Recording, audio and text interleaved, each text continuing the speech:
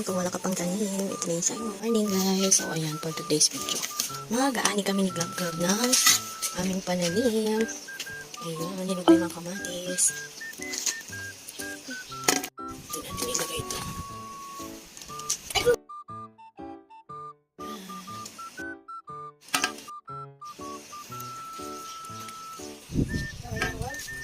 Ito pa. Dito ka?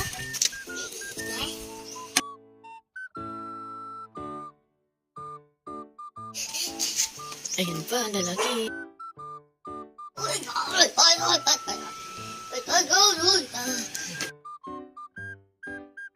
Ayan, ito pa gap.